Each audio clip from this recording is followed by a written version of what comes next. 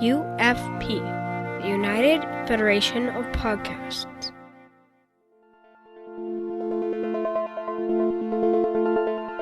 Infinite diversity.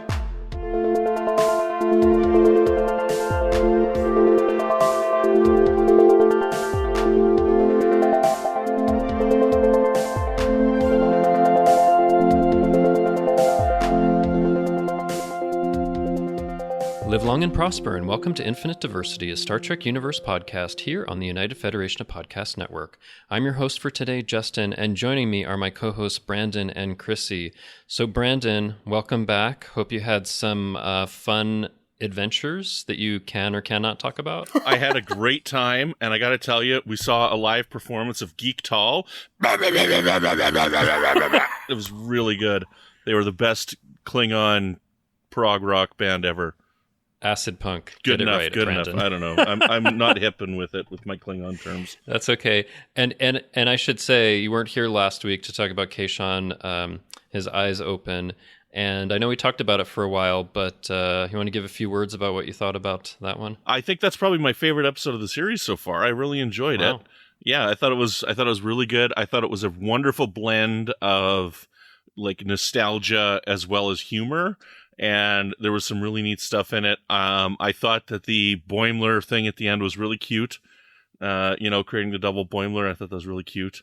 And yeah, I think it was a lot of fun. So, I think my favorite joke was the Savage Curtain callback from TOS with the Shakespeare or with the it's the guy Lincoln yeah. skeleton and Yarnik skeleton. I thought that was pretty awesome. So. Yeah. Awesome. Well, I'm so glad that you enjoyed that one and it was a highlight. We will see if that continues this week. So, Chrissie, how are you doing? I am doing well. I'm here today by virtue of Dayquil and and enjoying Star Trek. Yeah, thanks for joining us. So, I know I can hear you have a little congestion. Yeah. Sorry about that. It's so lovely when there's a deadly disease going around that also has all the symptoms in common of just something that's annoying. So, that's fun. And you definitely have that less dangerous, yes, a more annoying. Yes, I thing. should say that. Yeah, it's a good old fashioned head cold. Yep. Okay. But I'm glad to be here because this was a good episode to talk about. No, good to have you here. So, also with us, we have a guest. There's first time on Infinite Diversity. It's Caleb Dorsch. Welcome to Infinite Diversity. Hey, y'all. Glad to be here. And man, yeah, I feel you on the head colds. That was a fun thing going back into the building, being like, I swear I'm not sick. For those that don't know, I'm a teacher, so yeah, we're getting back into the swing of things in person. It's wild. Mm-hmm. Yeah, so Caleb, I mostly know you through Twitter, where we have a lot of interactions about Star Trek. That's a lot of fun, and also enjoyed when you've guested on Trek Ranks and Weekly Trek. So that's been a lot of fun. So we're happy to have you here. But for our new guests, I like to ask about kind of how they first got into Star Trek. How'd you become a Star Trek fan? So I was actually homeschooled until the end of my elementary days, and what was nice about that is I self-paced through all my work, and by 1:00 every afternoon, TOS reruns were on the Sci-Fi Channel. So it was a nice block. It was TOS, Lost in Space, Quantum Leap, and Twilight Zone. It was like a nice afternoon. Ooh, yeah. So, I tended to gravitate towards TOS the most, and really enjoyed that. And then in college, I got into all the other Berman era shows while they were on Netflix, and recently became a completist during the pandemic, and now I'm here. Nice. Cool. Oh, that's great. Congratulations. Caleb, I feel like, go ahead. Oh, I was just going to say, I got a question for you. What's your favorite Twilight Zone episode? Oh, I don't know if I actually remember any of the, I haven't actually watched it since then, so I'd have to go back I'm due for a rewatch. Oh, that's okay. I know. Yeah, Brandon is a little disappointed because he co-hosts a Twilight Zone. Do you? No, you're very much into the Twilight Zone. Yeah, I guess I guessed on the Twilight Zone podcast once in a while as like, that's right. Just as like his bonus stuff for Patreon. But Tom Elliot, who hosts the Twilight Zone podcast, is a good friend. So Oh, that's right. Yeah. But that's okay, Caleb. We'll be talking Star Trek here, so you're good. You've seen all of the stuff that can be referenced in Lower Decks. Yes. All right. So before we jump into the show, actually, we'd like to take a moment to thank our Patreon patrons who make our show possible, particularly our new associate producer, David Willett. Thanks for joining us, David. Thanks, David. Thank you. So that I can no longer be lonely in this spot as the only associate producer on this show. So listeners, we'd love to add your name to this list, and you can do that with your monthly subscription of just $10 a month at patreon.com/UFPEarth, and you can check out some of the other levels and benefits there. Mm-hmm. All right, so before we jump into talking about a new Lower Decks episode, we have a little bit of news.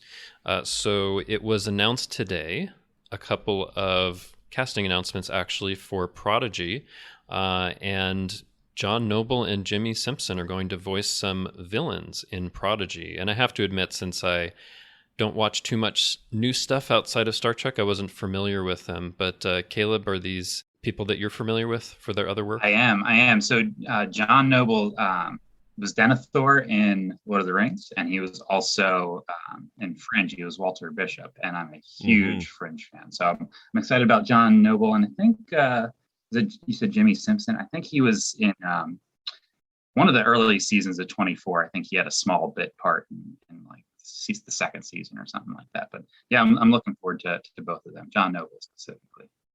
Yeah, and actually I should say we have some details about these characters as well. So I guess in the press release it said, John Noble will voice the Diviner, a ruthless tyrant who controls the asteroid of Tars Lamora. The Diviner exploits wayward species and will stop at nothing in his hunt for the protostar ship no matter the cost. Though his goals are shrouded in mystery, his body is failing him, and he created his progeny, Gwyn, to one day carry on his mission when she is ready for it. And of course, Gwyn is one of the main characters, played by Ella Purnell. And then for Jimmi Simpson, it said he joins the cast as Dreadnought. The Diviner's deadly robotic enforcer is heartless and cold. His sole purpose is to keep the Diviner on task and ensure that the protostar is found.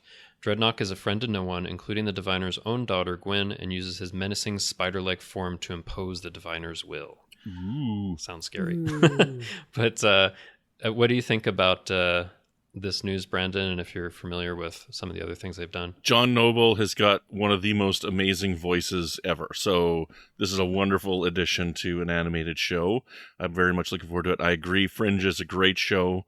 I love Fringe. We actually just did a Fringe rewatch just a few months ago. We took my daughter through it and she watched it with us, and watching it, this would have been my second time all the way through.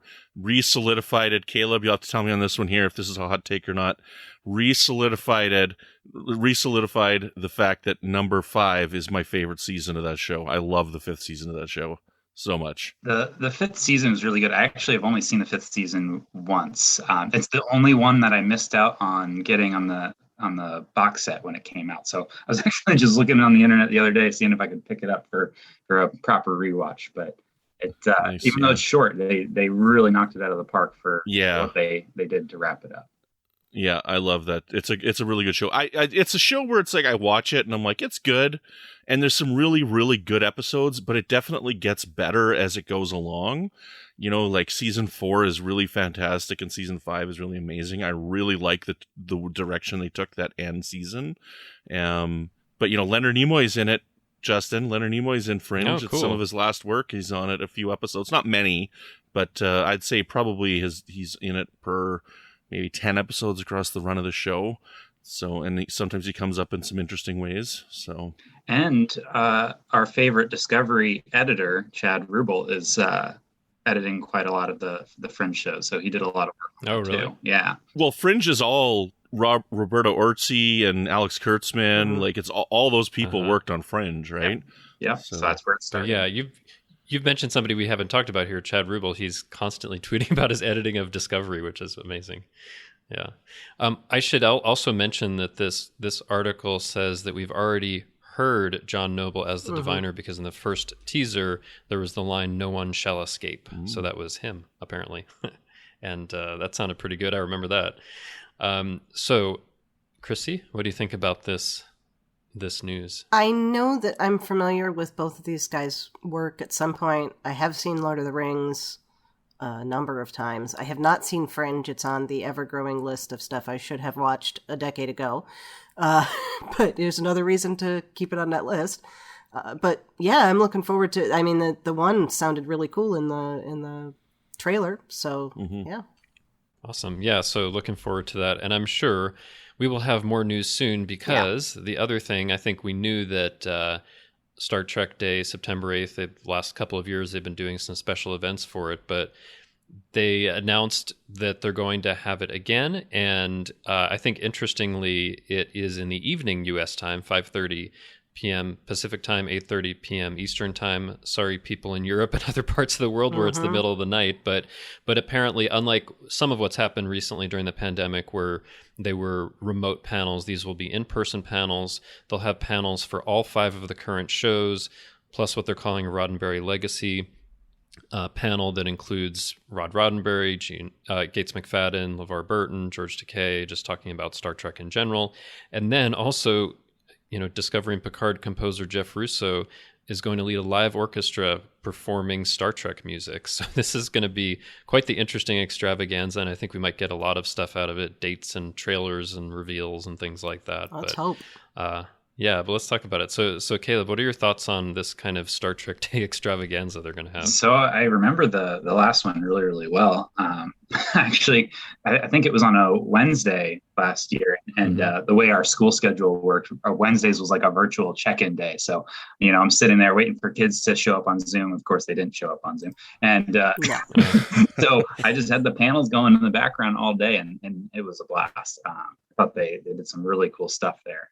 I'm excited for Jeff Russo. I mean, that guy's really just blown things out of the water this past, year and a half trying to record, an entire orchestra in the pandemic and all that. So to get him back with his gang and do a live show, I'm excited to see that. And I have to say, I think the last STLV I went to in 2019, they did a thing where there was different Star Trek music that they were doing with the live orchestra, and they have different conductors, including, I think Dennis McCarthy was one of them, but Jeff Russo was one of them, just conducting them for some of the music, and it was just amazing just to see him do that. So I'm really excited about this. And for panels for all 5 shows, I don't think we've had that like on one day before. So that's pretty cool. And also I think in the kind of trailer for this, which is a really cool trailer, they mentioned every show except the animated series, which I'm upset about, but I'll get over it. But they did put in their short trek, so I'm thinking, are they going to announce some more short treks? I hope so.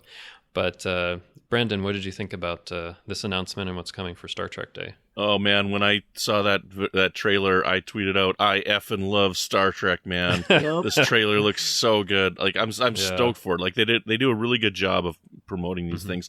I don't know that I'm going to watch them. I usually just catch the news afterwards. I'm not really the kind of guy that likes the panels and whatnot. So that's not really where my fandom goes. But I'm definitely excited for the news. I'm definitely excited to find out what's going on. I bet you we're going to get a date for both Strange New Worlds and Prodigy and Picard. Hopefully. Right? I think we're going to get and Discovery. We're going to get dates for all this. I think at least Prodigy and Discovery. I'm not sure about dates for the ones in 2022, but I think we'll at least I think it's possible we might get trailers for every single one, actually. Which would be, I would just wet my pants if that happened. So. Okay. Yes, and we will ask you after that. So, Brandon, did you wet your pants? No, we won't ask you that. I'll just wear Depends that day just in case. Did you wet your pants or did you have a sonic shower? All right. So, Chrissy, what did you think about this news for Star Trek Day? They made a trailer for a series of panels that are going to be airing in prime time. It's like 2.5 minutes long. How much money did they put into that?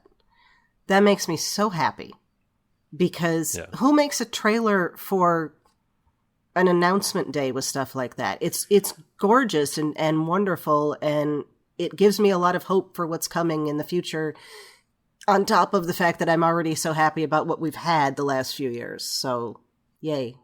You're right. I mean, it took, some effort and time and money to put together this trailer, which is like longer than the show trailers some of the show trailers we've seen.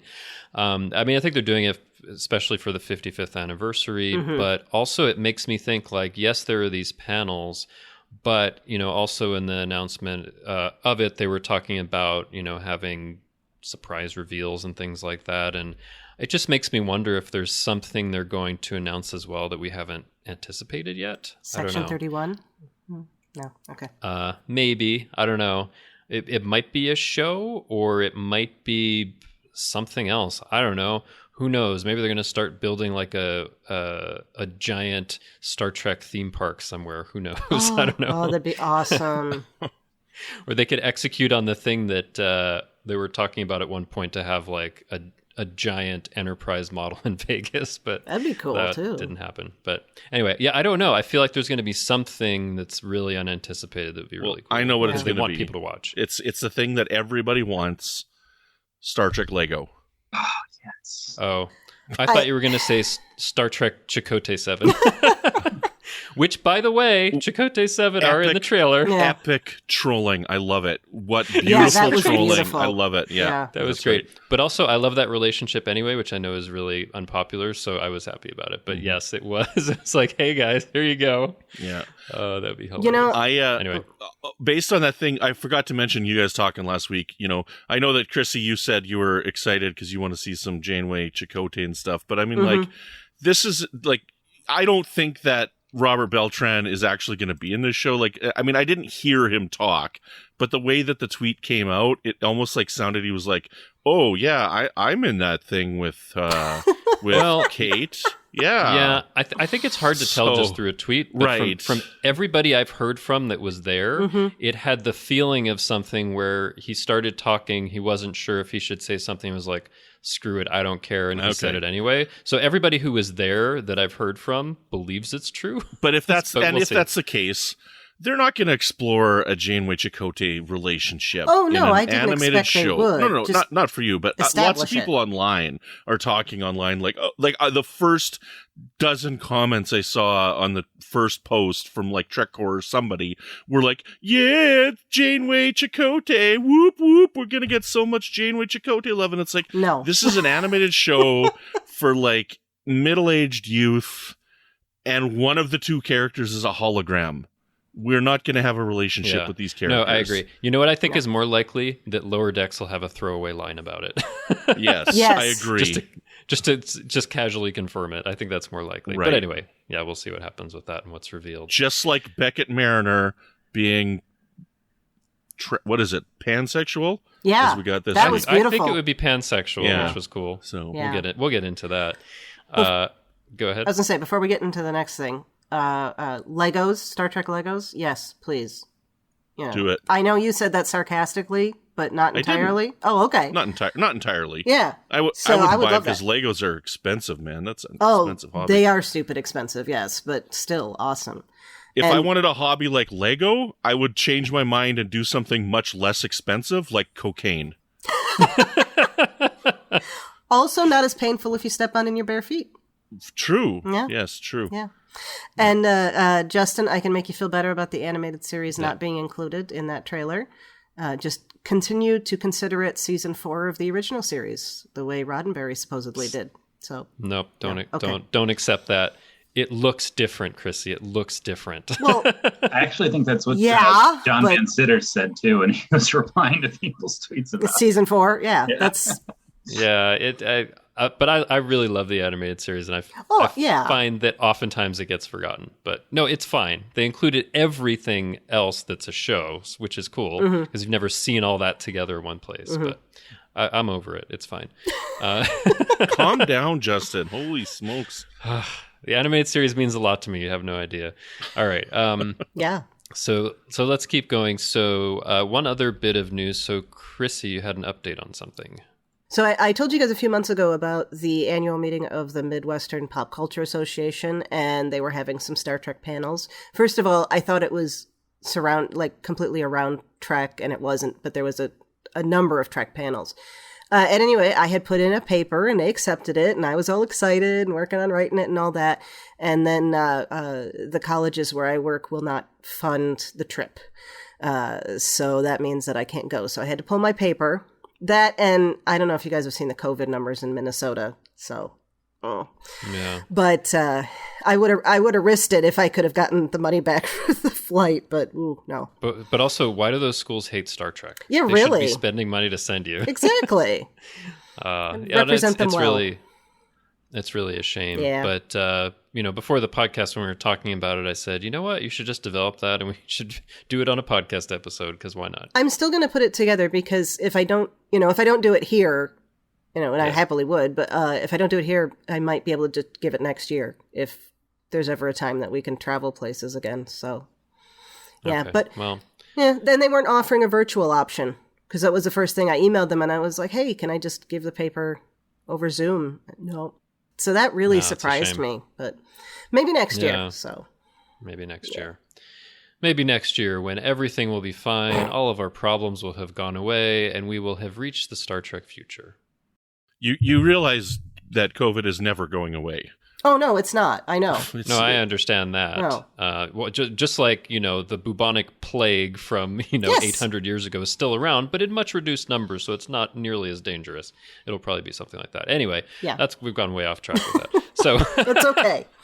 But yes, hopefully you can do that next year, and maybe we can do it here once you've put that together. For sure. All right. So now that we've talked about news and stuff for 20 minutes, let's talk about Lower Decks. Season 2, Episode 3 will always have Tom Paris. So Caleb, as our guest, we want you to go first. Wait a minute. Whoa. Don't we have to talk about Kayshawn, his eyes open? You already gave your impressions on that. Yeah, but we got to do an episode. Sorry, you weren't here last week. Oh, I missed out. I'm sorry. No, I'm really sorry. But you already told us what you thought. You thought it was great. It was the best, but you missed out. But you had a vacation, so hopefully you had fun, right? I definitely had more fun on my vacation than I did talking about Kayshawn. His eyes open. It was a good vacation. It was a really good vacation. I mean, it's good that you had a great vacation, but I'm a bit offended you wouldn't rather be here. No, it's fine. Sorry. But no, we're moving on to Episode 3. We'll always have Tom Paris. So we just wanted to start out, Caleb, if you could we'll get into, the details of the different plots and things that we think about it, but just kind of overall impressions. So I was able to get 2 watches in. So I watched it this morning before coffee, and then I watched it this afternoon after coffee. And I actually enjoyed it both times. That's good. But I thought it was like a scientific test, and you were seeing how right. much you enjoyed it. Does caffeine influence? Caffeinated or not? Yeah. No, but I thought this was a good episode. Some initial impressions. Some of the things from season 1 that I was not a fan of. Definitely got addressed in a positive way here, and I tweeted that out earlier today as well. Especially with Mariner and Tendi. But yeah, I liked it. Not as much as Kayshawn, his eyes open, but it was still pretty good, pretty solid for me. Okay, excellent. Chrissy, your thoughts? It just keeps getting better. I was saying that Kayshawn was pretty high up there. I think I said top 10 of all Trek, definitely top 10 of Lower Decks. Of Lower Decks, and, we did all acknowledge that last week. And I think this one's right up there with it. So they're off on a run, and I'm really happy about that. And I think that is reasonable for the way Star Trek shows have always functioned. The only one that was kicking on all cylinders in the first season was the original. Everybody else, you had to kind of get your footing. So, gotta allow them that too. Okay. Imagine Lower Decks Season 4. That's where it really gets good. Yes, they'll get higher collars, and they'll add a new cast member to up ratings. Mm-hmm. So Brandon, your thoughts on this episode? I thought it was fine. I enjoyed it. I think it's probably the one that I laughed the least in. But wow. It was okay. I mean, I enjoyed it. There was some good stuff. I mean, Brandon, why are you me this week? Yeah, I was just thinking. No, I'm not. I don't have problems with the episode. I just thought it was fine. So definitely not Justin here, because I don't have problems with it. I'm just like, it's fine. Except when you get to the problems later when we start talking. Yeah, about we'll probably talk about it. I mean, I like that they brought Shax back from the dead. I think that's fun, and I'm actually excited for that. Yes. I did not expect that in any way. But I mean, it was kind of dark how they addressed it in this. So I wasn't really laughing at it, but I mean, I thought it was very interesting. So it was good. I liked it. Okay. All right. So for my thoughts, I mean, in keeping with, the tradition on infinite diversity, I feel quite different than you do, Brandon. And as probably a shock to some of our listeners, I loved this episode. I laughed a lot. I thought it was a lot of fun. It's my favorite Lower Decks episode by far.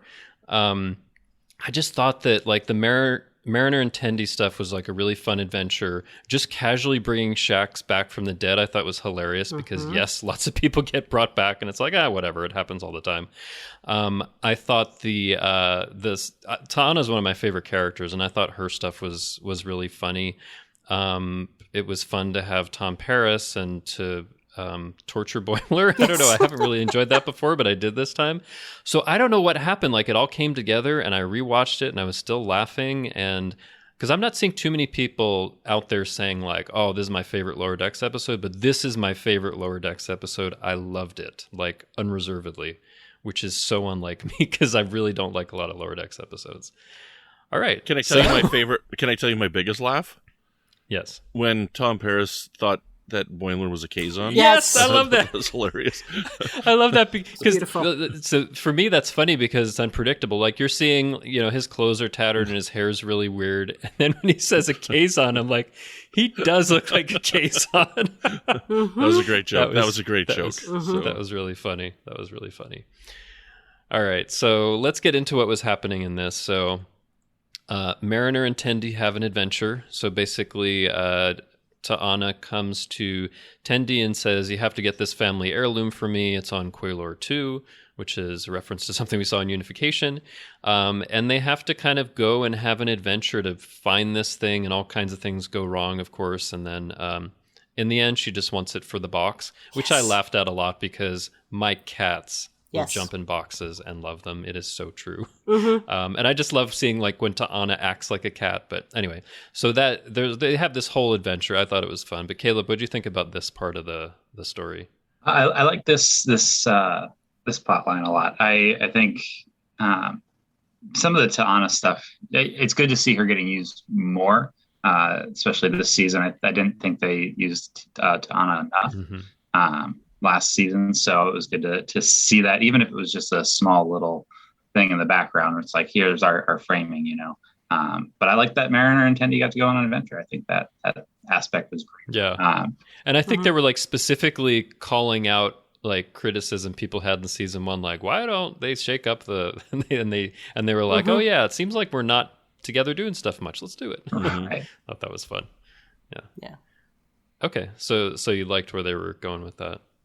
Yeah, I do. And I mean, we'll get into it at some point, but one of my issues I had with season 1 with Tendi was, with Mariner was how she treated Tendi. And like, I love Crisis Point. I think it's a great episode, but the whole like dissing of Orions was just kind of cold, and I like that they directly addressed that. And it, it makes me think, with season 1, they were trying to paint some of the characters like at a low bar. We're at the bottom with Lower Decks. We can only go up. So it's nice to see that they are considering that growth for the characters, especially for Mariner there. Okay. What did you think, Chrissy? That was fun. I love that we're getting little bits and pieces of the background of these characters that they're just tossing out. And the idea that it was all framed around, we've known each other for a year and we don't know anything about each other. That was just beautiful. The way it called out, as you said, the way people have been paired up. And it's just, it's fantastic. A show that can make fun of itself without it coming off self-serving, I guess is the right term. I always appreciate that. So this was absolutely beautiful. I'm still, this helped me on my quest of how old is Mariner and how long has she been in Starfleet? Because we now know that she's 100 years old. I know.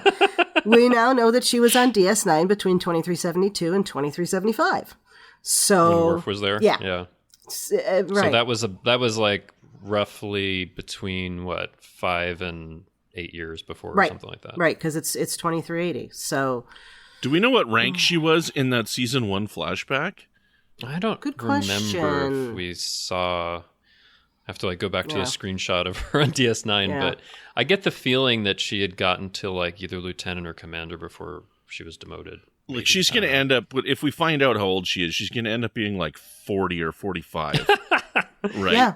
Like, could when we find this out. Because she's been on like 6 different ships. Yeah. Right? Mm-hmm. She just said she served on Deep Space Nine during the war. Right? So. I mean, although it could be that she had all kinds of problems and only served on each one for a little bit, but who knows? Mm-hmm. But yeah, that's okay. Yeah. The picture of her in that first contact uniform is only 1 pip, so still ensign. So she was an ensign at that point? Okay. Huh. Maybe she'd like gone up and down in rank Maybe. over time. But yeah, that was interesting. And I think we found out some stuff about Tendi as well Yeah. we might talk about. Yeah, I didn't mean to. I was not minimizing Tendi, but No, it's okay. get caught up in my Mariner questions. That's okay. Yeah, Mistress of the Winter Constellations. Yes. That's right. I love that title. Yes. I thought that was very cool. I feel like I laughed really, really hard when Mariner was like, Divana? Was that some other secret name? It's like, oh my God. my name. My first name, yeah. I mean, it tells me that Mariner can be sometimes full of herself because, like, You don't they say. did. Yeah, I mean, they did hang out together, and I think she just wasn't like listening to any of that, which she was just listening for stuff that interested her. But Yeah. But Brandon, I know you got things to say about this. What do you think about this part? I got to say that my second biggest laugh on this one here was definitely the mouth shape of the wooden statue. That made me chuckle quite a bit. I don't know if saw I that. really noticed that because Yeah, Well, no, it was clearly I a saw, do you yeah. want to describe it? Sure, I'll be happy to. You can bleep all you want here, but this is clearly a wooden sex doll, right? Well, yes. And the mouth placement was definitely like, like some blow-up doll mouth placement. Oh, I right? see. I see. Okay. Because it was definitely that circular shape. So, Oh, you know, okay. Yeah. which I thought was pretty funny because that's what the wooden post was for, right? So, anyways, I thought Get that was a lot kind of of funny. splinters that way. But anyway, keep going with your points. I thought I Sorry, really Chrissy. Don't be sorry. I thought the same thing. I okay. mean, it's wooden, and I'm like, you get splinters. But sorry, go ahead. I really enjoyed the poking fun at themselves with the "I don't know you, even though I know you for a year," right? And finding out. My favorite throwaway line in this is she's like, "I'm not even one of those Orions," right? Yes. So like Yes. Orions with pheromones are like a different group of Orions. I thought that was pretty cool. And then the joke, like again, poking fun of itself, where she's like, everybody thinks Orions are just pirates and thieves. Oh, why don't we go see my cousin who's a pirate, is a thief that works at this pirate place, right? Like in It's the not next all of them, sentence. just some of them. Yeah. just Yeah. just most of them, right? So Yeah. so there was a lot of great stuff in there, and the adventure itself made sense. I mean, the solution at the end was fun, where she's like willing to take a hit for her friend at the Yeah. end, where she's like, I'll take the blame for this, for crashing them.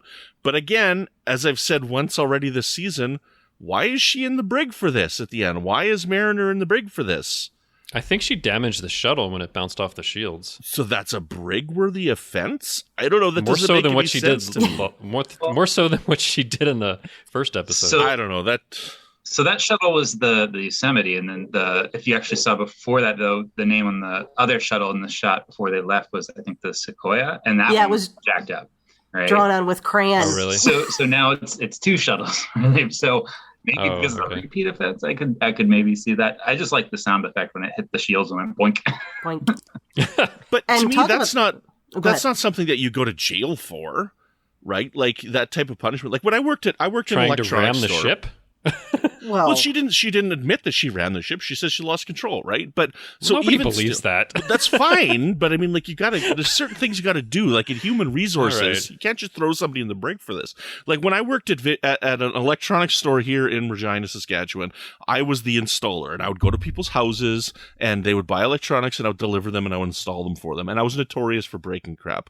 I broke a lot of stuff. Okay, Oh. I didn't get fired. They just addressed it with me. They talked about it, and after I broke like my 10th thing, they're like, okay, you have to pay for this, and anything you break going forward, you have to pay for. So I paid for the thing that I broke, and I never sure. broke another thing again, right?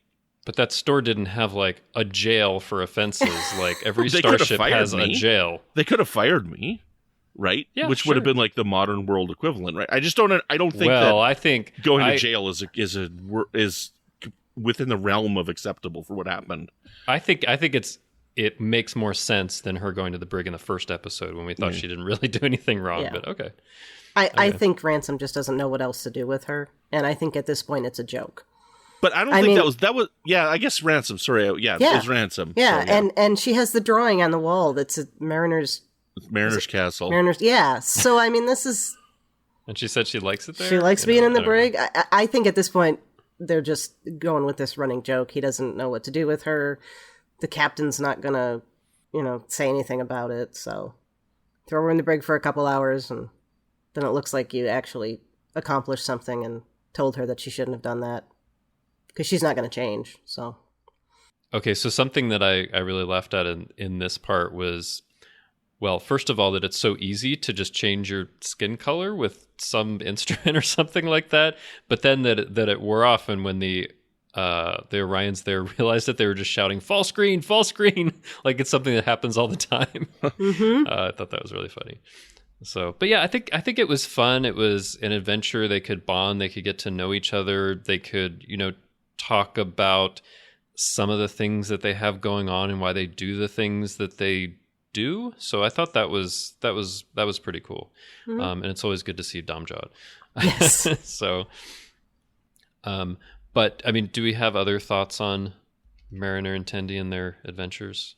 So I did like the line where Mariner basically was, spilling out to her like, hey, the reason I haven't gotten to know you is like I try to keep all my relationships surface level so I don't get hurt. And it's very clear. I mean, she's gone on 5 different ships so far in 8 years, and now you're stuck on a ship with your mom, and like, there's a lot to unpack there, and we got a taste of that with Crisis Point, and I think it's nice to see that carrying through. But now she's starting to be more open and trusting with them. And at the end of the season, she went through significant hurt, although she didn't want to admit it.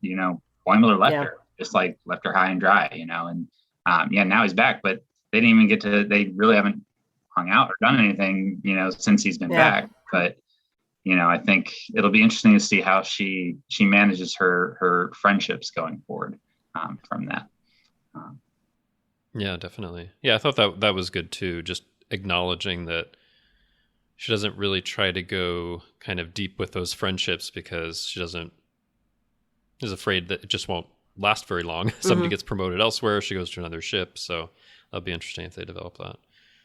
Yeah. I thought it was interesting. It was a very passing remark about how she was uncomfortable having been painted green or recolored green.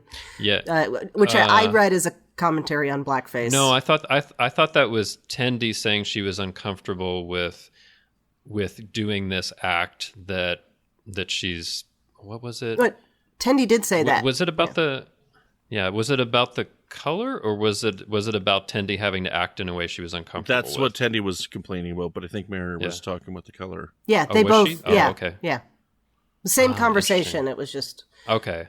Sometimes there's so much like crosstalk. Yes, but okay. Yeah, okay, that's interesting. So just interesting. Yeah. Other things on this?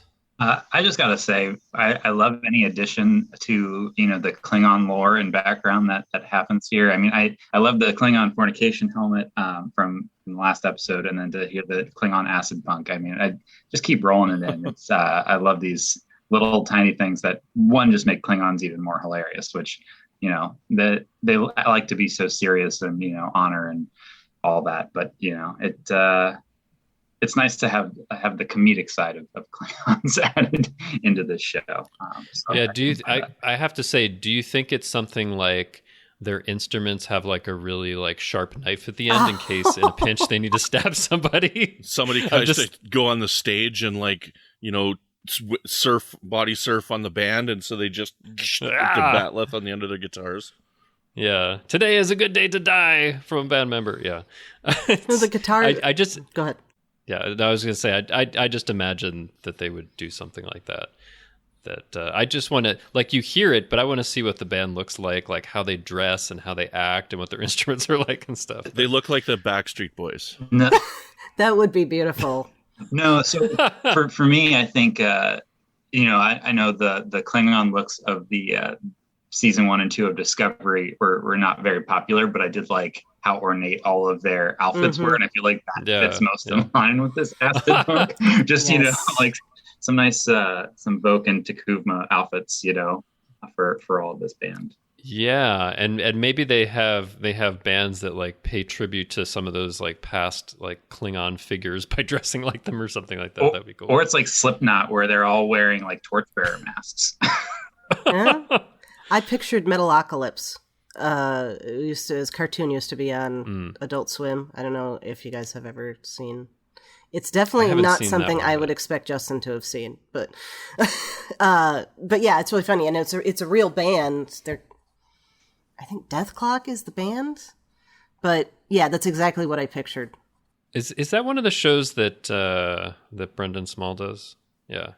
I think so. Maybe. Who also does home movies, yes. Which is one I really love. But yeah, it was in that same block, if nothing else. Yeah. So yeah, that was anyway. fun.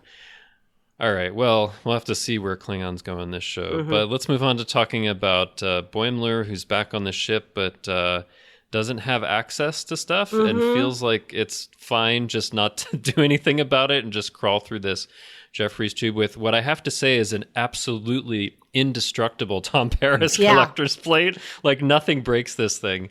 And yeah, he just like has his troubles kind of going through the ship, which I thought was a lot of fun. But Caleb, what do you think about what Boimler was going through?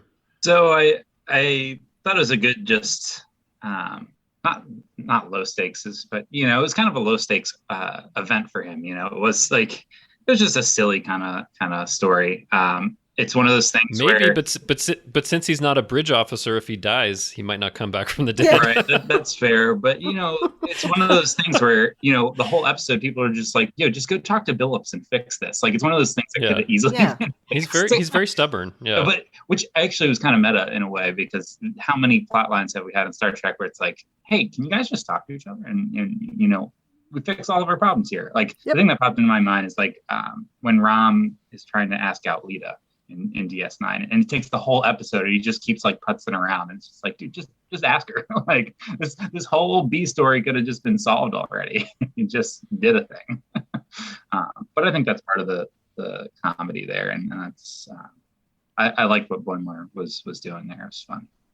Yeah, I just thought it was really funny how he's, you know, trying to get something to eat at the beginning. It won't recognize anything until it gives him like a bonsai tree to just take away, which is kind of funny. I hope he didn't try to eat that. But Chrissy, what did you think about what Boimler was going through? Well, first off, why didn't the person behind him at the replicator just request whatever it was that he wanted and let them be on their way? I know because of story, but it's like... I hadn't thought about that. Yeah. Unless they just have like certain replicator rations. I don't know why. We've only really heard about that for Voyager because they were trying to conserve energy, but yeah. Well, maybe it's because they just hate Boimler and they're not going to help him out. That might be worse. I don't, you know. But the thing that kept asking myself the whole episode, why does it require less security to access a Jeffries tube than use a replicator or go through a door? Just didn't make any sense. Again, storyline. I see that. I hadn't thought about and that. It was hilarious, but... Well, yeah. Okay. Brandon, what'd you think? I thought it was cute that they like forgot to put him in the system, right? Because, you know, he just kind of showed up at the end of the last episode, and it seems like an interesting thing to do and something that would happen on this ship. You know, just forget to put the new crew member back in the system. I think it's interesting that the pack leads are the reason that for increased security all of a sudden, right? But sure, I guess that's fine. I think we're going to come back to that. You think so? Yeah. Because I don't remember exactly the finale. I hadn't rewatched the finale from last year again yet. But I don't think the Packlets got on the ship, did they? I don't remember though. Did they do that? I think so, but we saw in the previews for this season, there's a scene where there's a Packlet on the ship. Yeah. So maybe they have future knowledge that they're using to update their security now. Or that's a flashback. Yeah. No. Or Shax isn't really Shax, and he's like some alien that's, you know, trying to trick them into thinking that he's Shax, and that's like... Don't puncture my dreams, Caleb. Well, okay, so that would explain the ketchup. Yeah, I just recently rewatched, I think it's the episode in season 7. I forget the title, but it's the one where where Geordie sees his mom. Oh like, yeah, and it's like an energy. Is it called interface? Yes, interface. Interface. Interface. That's right. Yeah. So that was on the other day, and interface, not interface. Yeah. So that is it? No, it's interface, as in somebody plugging into something and interfacing with it, because that's what he was doing with the robot. Yeah. Right. Yeah. Not in her face. No, not. Yes, it's not in her face. No. Good attempt. But that kind of thing is kind of what my initial impressions with Shaxs. It makes me wonder, like, all right, is this mention of beefed up security more deliberate?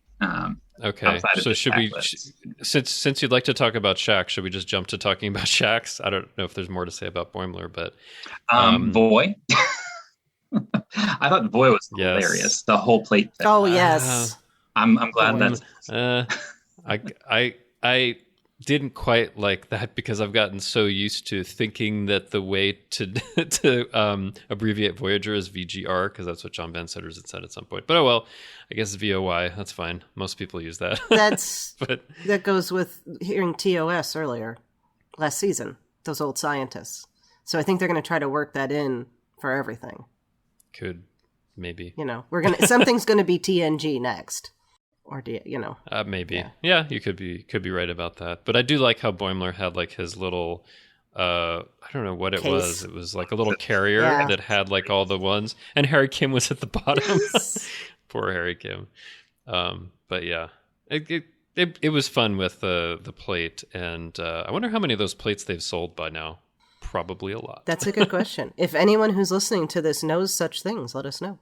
Yeah, and I just thought it was really funny how basically he's carrying around the plate the whole time just to remind you he has the plate, to hopefully remind you to buy the plate. So, yeah. One last Boimler thing that at the end when he's walking out of the brig, I just love the wall with the seam. Yes, I like that too. That was really funny. Like I might have a concussion. No, I laughed at that. After all the, getting beat up by Tom Paris, I might also still have this concussion. All right. Well, let's talk about Shaxs, because I'm sure we might talk about it for a little bit. So he presumably comes back from the dead. And I think Mariner and Tendi, they're just kind of like, oh yeah, that happens to bridge officers. But Rutherford is very freaked out about it because there's somebody who saved his life. And he just wants to find out why, but apparently there's a taboo for finding out those things. And he does, I guess, find out some of it, and it's pretty frightening.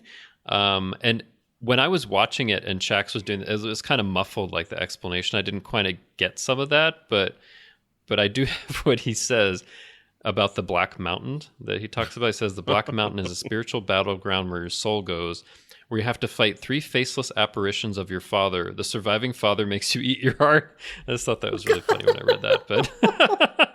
But like it's muffled and you can't hear that, but it's in like the transcript for it. But but so I think what we were thinking about Shaxs, and we'd seen something in a preview, we thought, oh yeah, he'll be in a flashback. So when he was just there, I was like, the hell is going on here? I didn't expect this. But like, what did you think, Caleb? Did you think automatically like, oh, that's not him, it's something else? Or I wasn't sure. Yeah, I'm kind of leaning towards it might not actually be Shaxs, but it's still tough. It's still tough to tell. I didn't think that either time that I watched it, but now I'm like, yeah, it could. Yeah, it could didn't occur to me either. Well, and like you said, a lot of the voice work that was paired with Shaxs. It was very like muffled. It was kind of intentionally like obfuscated. So I think they're trying to be intentionally misleading. Maybe, I don't know. Could be. I was happy to see him. Yeah, it was cool to have him back. Me too. But I thought all of his lines. Actually, I liked the little daydream that Rutherford had, where it's like Borg Shaxs and Mirror Shaxs and Nexus Shaxs. Yes, and they're saying all kinds of different lines. In the Nexus, it's always Christmas. I love that. It is. Yes. What was the deal with T'Pol's hair for that 1 year? Yes, and I didn't hear that because there was all this stuff going on, but then I read that and I was like, what? Yeah, that was the deal with T'Pol's hair in the first season. So yeah, that was kind of fun. But yeah, I think one of my favorite things about what might have happened to him is a microscopic civilization brought me back to life to harness the powers of my body with a tiny Dyson sphere. Yes. I thought that was hilarious. So that was a lot of fun that they were playing with it, although, Rutherford is super freaked out and like traumatized by this. So that part's not funny, but it was funny just to kind of play with that. But Brandon, what do you think about this whole part about Shax coming back? Well, again, Shax was my favorite character on the first season, so I'm glad to see him back. I think it's interesting that we didn't have Kayshawn at all this episode. He was there in the background, yes. but he didn't say anything. Oh, was he? Okay. He was on the bridge. There were a couple of like small shots where you could see him, but yeah, he didn't say anything. Okay.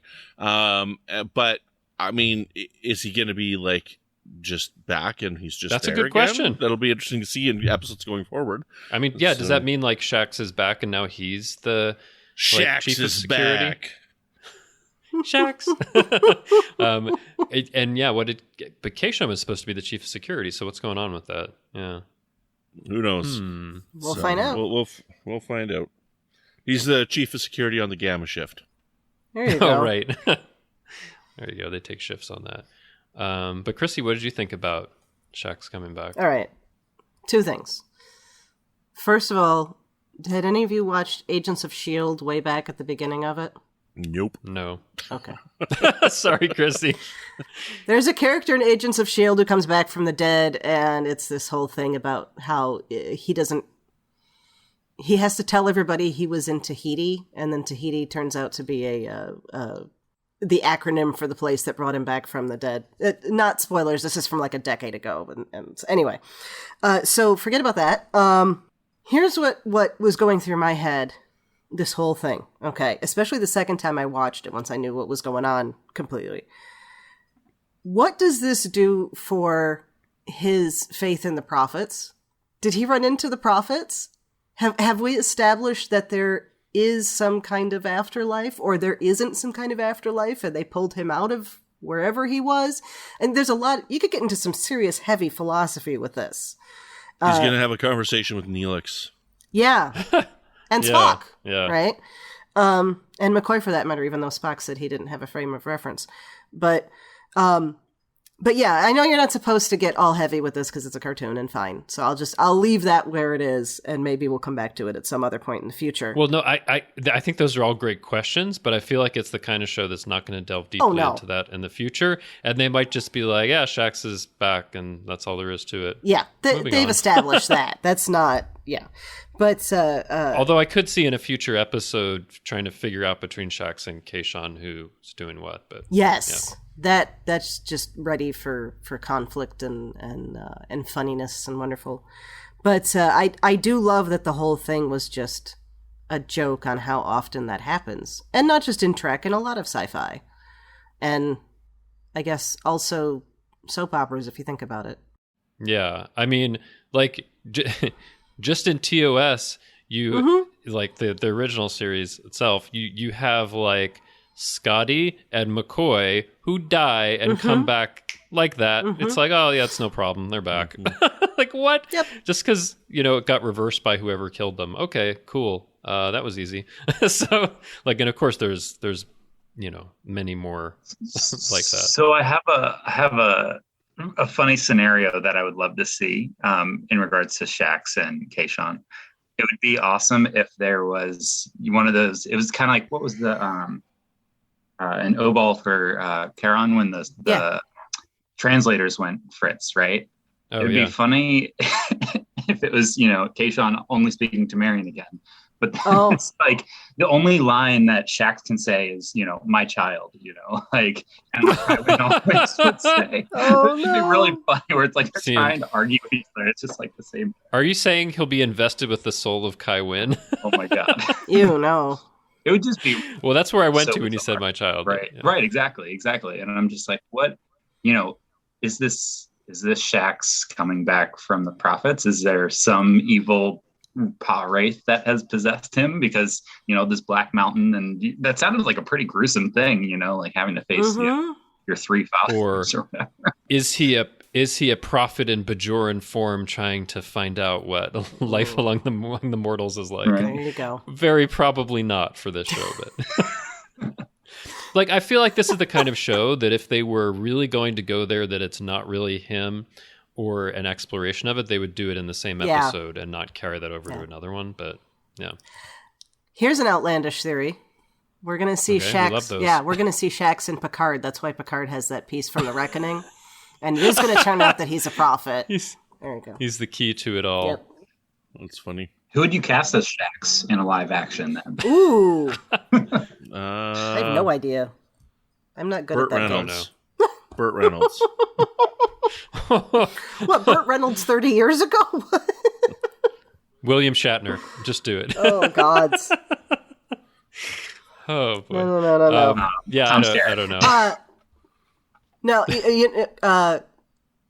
Thor, actually, would be a good, what's his name? Chris Hemsworth. Chris Hemsworth?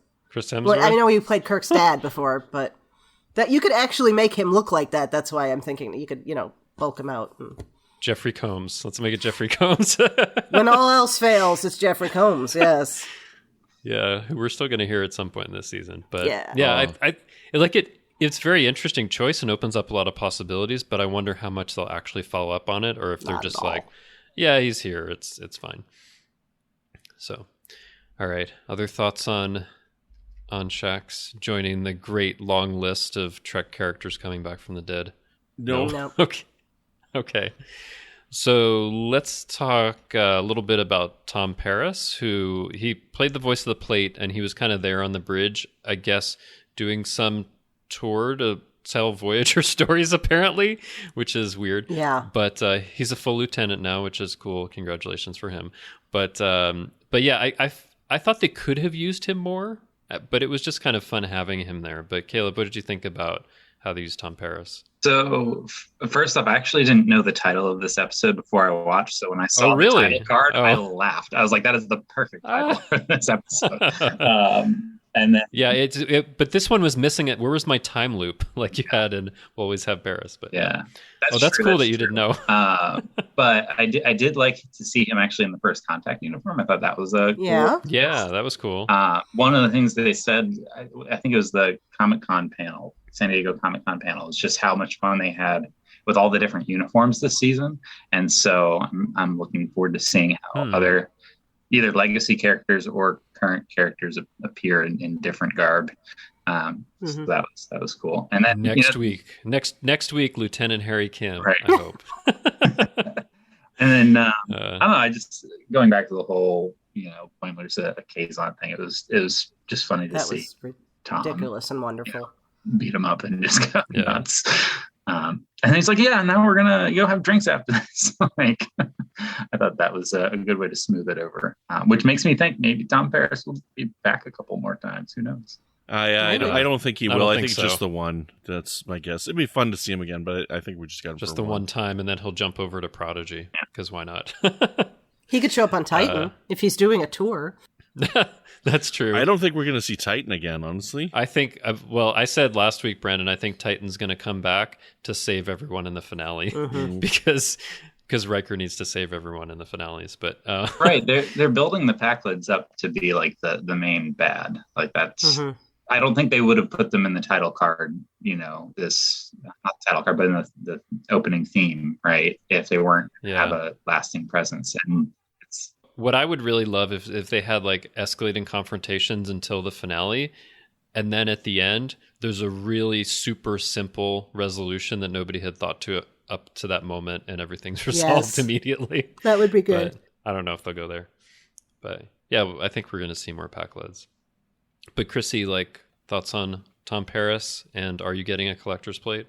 I'm not getting a collector's plate. I'm not either, but I thought I'd ask. I thought it was very interesting that they didn't show what the other plates looked like, so there's opportunity for that in the future. The ones that were in Boimler's box. So what did he have in there? He had Janeway. All the other ones. Everybody, yeah. He said all the other ones, but it only looked like there were 2 or 3 in there. But anyway, all of them. He has them sectioned off or something. But does he have Kes and Seven? Of course. Not signed. No, I think he would just have the Starfleet crew. So that makes sense. Okay. So not Neelix? Oh, that's sad. No Neelix, which is sad. So. I need Neelix in this show. But sorry, go ahead with what you were saying. No, that's okay. Neelix would work well on this show, actually. Yeah. Yeah, no, I think it's... well, that was a really Midwestern thing I did right now. Yeah, no, okay.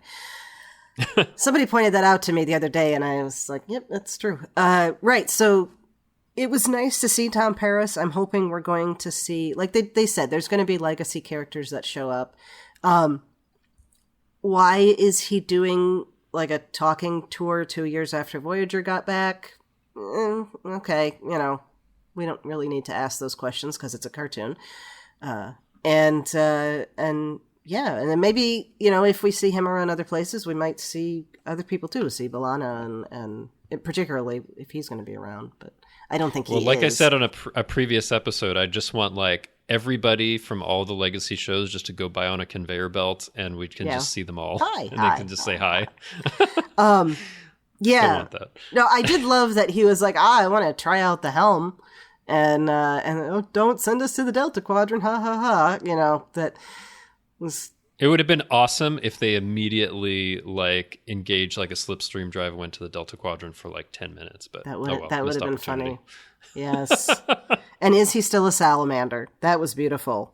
Like, how do you know about that and not know that he's not anymore? See, I wouldn't ask that question. I would be like, does he check on his salamander children? Yes. That's what I would want to know. Bad father. Sorry, Brandon, other thoughts on Tom Paris? I'm excited that he's there because we get the legacy characters in, and that's the thing that I'm excited for the most about current Star Trek. He didn't do much this. Yeah, I mean, I'm really excited to see the legacy characters. I think that's awesome, right? Because that means the interconnectivity of all the Star Trek that's come before as well as what's here now. But I mean, he didn't do much this episode. The plate was, in Boimler's head, talking to him in his head, right? So it's not really him. And there was just a few lines on the bridge, and then he punched Boimler. So, there's not much to talk about other than that, right? Yeah, I guess so. Other than what you guys have said already. So there's not much to add to it. So. Okay. Yeah. What would be your top pick for legacy character you want to see on Lower Decks? Benjamin Sisko. Yeah. That's your top pick anywhere. Top pick for someone who hasn't closed the possibility of doing Star Trek again. Garrick. Put it that way. Garrick. I think Andrew Robinson would love to do it. Yeah. Yes, that he would. Wouldn't that be amazing if somehow he's on some like crazy adventure with, I don't know, Mariner and like maybe all of the Mariner, Rutherford, Tendi, Boimler, and I would love that. Bashir, maybe. Or what if we had Anna on a medical adventure with Pulaski? Ooh, that would be cool. I would love that. Oh, those personalities just banging into each other. That'd be beautiful. It would. Although I think that's someone else who has said they don't want to do more Star Trek. But her money, reasoning. Money talks, buddy. Money talks. She said she didn't want to be. Are you offering? Yeah, really. No, Dinah Muldaur said she didn't want to be in a position to be put in a bunch of makeup. I see. The episode where they had to age her. Title escapes me at the moment. But she said that was when she decided to leave. So you mean the Deadly Years, The Next Generation? Yeah, that one. So I think cartoon for her, that wouldn't be an issue at all. Oh, that's true. No, let's do that. Yeah. And I think Garrick, all we have to do is have a flashback with Mariner. I mean, on Deep Space Nine. I feel like that'd be cool. They would have worked very well together. So, yeah.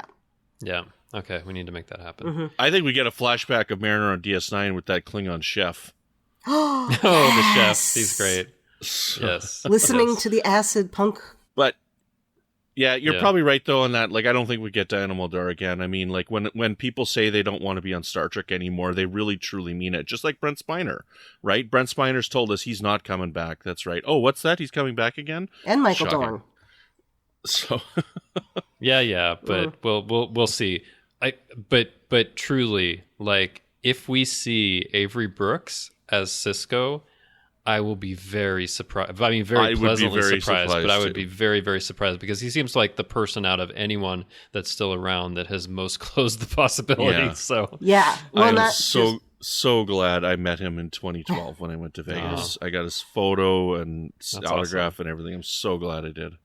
Yeah. Yeah, I don't think... Has he done any acting since? I thought he went back to his teaching position and just was like, nope, yeah, I think he's still, none of that. I think he's still teaching and hasn't been to a convention in many years. But yeah.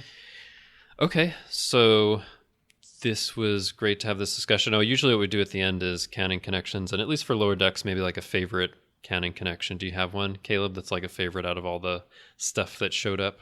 I thought Domjot was fun to see again. I thought the way they handled that, especially when Mariner kind of tackles the Nausicaan, and then it just happens to go in, and it's like, oh, all right, great. She's just that good. Yeah, right. I thought that was well handled. Okay, that was missing her or somebody getting stabbed through the heart. Well, that's why looking down at it and laughing. Yeah, no, but I mean, it was missing them doing that to somebody and going. Oh, could have been that bartender that was trying to stop everything. Yes, that would have been sad, but funny. And then he dropped and laughed. That would have been great. So, I need less stabbing. It's an obvious reference. That's all. Yeah. You know what? I need less eye violence. Remember last week when they ripped out Rutherford's eyepiece? Oh, gods, yes. And the gravity thing? Ugh. More eye violence. Yeah, no more eye violence. That's fine. There wasn't any this week that I saw. That is true. But Brandon, favorite canon connection? I had one, but I can't remember what it is now. Like I had one that I wanted to mention, and I don't know what it is now. It's gone the way of the dodo. What part of the episode was it in? I don't even remember. I honestly can't even remember what it was. So okay, I gotta pass. There's so many. We'll mention them and see. Oh, let me go down the list. No, Chrissie, did you have a favorite one? It's hard to pick a favorite. All the little Easter eggs in the skyline. We were talking before we were recording about what picture we wanted to use, and I love that skyline, and I love that they're doing that. Vic's across the street from Quark's. Yes, that was my favorite to see Vic. Does that mean that like he's there with like a mobile emitter or something, or that he has a franchise? Be a franchise. Franchise. I think it's a franchise. Well, I think actually what it is Quark has a franchise and has purchased the rights to put Vic's name on the sign and maybe have a non-sentient version of Vic. I see. Okay. But I love any Vic Fontaine reference, so that was cool. So it wasn't something in that skyline, Brandon? Oh, well. So this was a lot of fun. Anything else anybody wants to add before we wrap up? I loved the little crayon drawings on the shuttle. Yes. The four of them. That was adorable. I didn't actually see them on the first watch. I saw them on the second watch. I was like, oh, those are nice. They look at her and all her friends. Tendy's green. Boimler's got, purple scribble on his head. It's cute. That's all you need to know. All right. Well, Caleb, thanks so much for joining us on the discussion today. Let our listeners know where they can find you online. Yeah, so Trek Twitter is the main place to find me. I'm at Rogue Mogue, ROGUEMOGH. Which is among my very favorite Twitter handles. It's awesome. Thank you. Was it just you came up with that one day and you thought this is cool and it rhymes, or is there some other story? Yeah, that was it. It rhymes, and we never actually see Mogue in the show anyway, so it made sense, Yeah. Awesome. Yeah. No, thanks for joining us. We really appreciate it. Yeah, of course. It's a good time. So, Brandon, where can people find you when you're not singing over the wails of the Dishonored? Oh, you can find me on Twitter at my handle, which is Larrick Garrick. I don't know. I couldn't find a good word that rhymes with Garrick, so I had to invent one. But anyways, Randon Brandon? No. Randon. That's too long for Twitter. Yes. Red-handled Pulaski. How about that? No. I have to work on it. Okay, I'll figure something out for the next time. You can find me on Twitter at Brandon Patella. You can find me here on the network with a show called Franchise Fatigue, which is all about movies, remakes, and sequels. And you can find me over on the Fandom Podcast Network with my show Good Evening, an Alfred Hitchcock podcast, where my friends Chris and Tom and I cover Hitch's films in chronological order. And I guess that's about it. That's where you can find me. Let me talk up Franchise Fatigue. We've been listening to the Kong episodes, and it's a lot of fun. Awesome. Oh, nice. What did you think of Skull Island? Did you like the movie? I like the movie. We have not listened to that. It just dropped, yesterday or day before? Yeah. But all the rest of them we listened to, and the differing opinions surprised me in some places. So yeah, on some of them. I thought our best discussion so far was on the Peter Jackson one. Mm-hmm. We had a really good discussion on that one. It was our longest one, but I mean, it is the longest movie. But yeah. I think we gave some good points on that one there. This one has been a really fun series. I know I've said it a few times already, but I really, really have enjoyed this series of films, the King Kong movies. They're good. All right, awesome. So, Thank Chrissie. you. Thank you, Chrissie. Of course, yeah. Glad you enjoyed that. So, Chrissie, where can people find you when you're not repeatedly coming back from the dead and not telling a lot of people how it happened? But you can tell us, how did it happen? Because, I mean, I didn't mention it before, but you did die between episodes and came back. I did. But you haven't really told us. How did it happen? I can't say anything. Oh, Yeah. okay. Well, we're glad to have you back here. I was raised Catholic. You're not supposed to talk about that kind of thing. So, Spiritual crisis? Maybe. yeah. Anyway, I don't know. where can people find you? Okay. When we're not being glad that you are alive. All right. Well, I am here on the network with History with the Szilagys, which is a twice-a-week history podcast that I do with my husband, Jason. And I'm happy to chat about all of our shows in the Federation Council Chambers on Facebook. And I'm also on Twitter at the Goddess Livia, that's TheGoddessLivia, where I tweet about Star Trek history and leftist politics. You can find me on Twitter. I'm at TrekFan4747, where I tweet about nothing but Star Trek. And you can find me in our Facebook group, the Federation Council Chambers. I hope you'll join us there. So now, Brandon, tell us about the other shows on UFP. Well, you can definitely check out All Good Things, other than the ones we've mentioned already. You can find All Good Things, which has Amy Nelson, Patrick Devlin, and Ken Tripp, and they discuss all things all Trek. Rhea Papageorgiou, Kevin Scharf, Amy Nelson, and Joe Keegan discuss TNG only on board Galaxy Class. Mickey's Marvels is hosted by Chris Tribuzio, Patrick Devlin, and Casey Pettitt, and they talk all things under the Disney umbrella.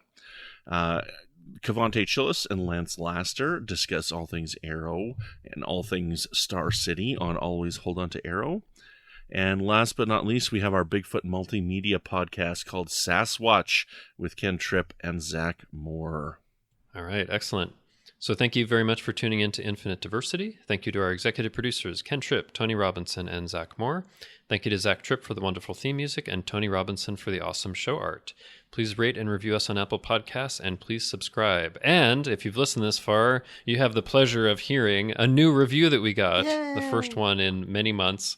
So that comes from Vinceham, Vinceham. Okay. Subject is perfect mix of opinions, gives 5 stars, and says, "This is a fantastic podcast because it provides a loving yet critical eye towards Star Trek of past and present. I like that Justin and Brandon often have diverging opinions," and I'll just add, we really, really do. Apparently, yeah. Sweet. And they can both make well-reasoned cases for their stance. Chrissie gives a nice balance between the two and provides amazing depth when it comes to tying Trek to historical events. The ultimate high point of this podcast for me is Brandon's irreverent approach to the material, though also his ability to get poignant and personal all at the same time. Thank you for creating such an enjoyable companion podcast to all things Star Trek. Well, Awesome. Thank you so much. We really appreciate that and appreciate that that you like what we're doing. Thank you for the kind Yes, words. thank That's you. great to hear. We love it. It's amazing. And if you have listened this far and you use Apple Podcasts, please give us a rating and review. It helps other people to find the show. Yes. All right. So if you want to reach out, you can find the network on Twitter at UFP Justin, Earth. Yes? he wasn't insulting me when he said irreverent, was he? No. Okay, good. No, that's a positive thing. No, it really is. It really is. I think it means that you do things that might go against the grain, but he really appreciates it. You don't hold it sacred. It's you can No, make it's fun. good. Yeah. Are we convincing you it's good? You've just, I know. I was just making a joke. I wasn't sure. You're being the guy from Mallrats, right? Okay. Brandon, what do we do with you? All right. So if you want to reach out, you can find the network on Twitter at UFP Earth or our show specifically at IDIC Podcast. You can also talk about any and all of the UFP podcasts in our Facebook group called the Federation Council Chambers. Or you can email us at infinitediversity@ufp.earth. On the next episode, we'll be talking about episode 4 of season 2 of Lower Decks, which is called Moimler. I hope. But no, I don't know if we'll ever get that Tuvix-style episode where we merge Boimler and Mariner. No, actually, we don't know the name of it because they won't give us these things further in advance. But... I actually found it online already. Ooh. Oh, yes. What is the joke? I know where you're going already. Yes, what is the name? It's called Which Q Who? I don't know. That's not even funny. You just, I don't know. That is. What? I don't know. Q's going to be on the next one again. I don't know. It's Cupid's Errant Arrow. They're redoing that episode, but Q's there. There you go. Yeah. Or maybe it could just be Who is Q? Who is Q? All right. Well, whatever that one is called, we will cover it next time. And until then, peace and long life. Moimler's darker than death or night. Ooh, I like that one.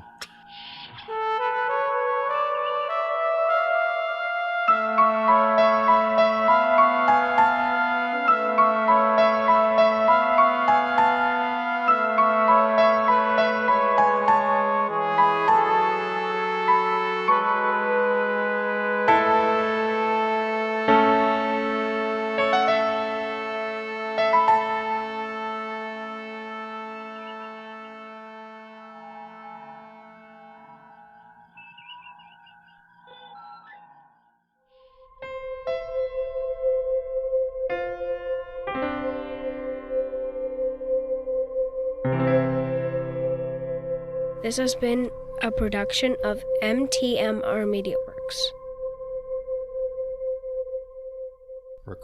Recording. Oh, and I should do the Zoom one? Oh, yeah. Let me do that too.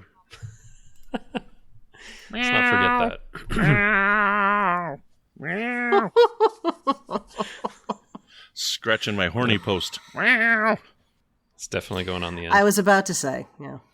All right. And Brandon, tell us about all the other shows on UFP. Justin, you gotta give your info. What? Oh. Shh. Let's see. You can find... Here, wait a second. I have to add that to the end as well. So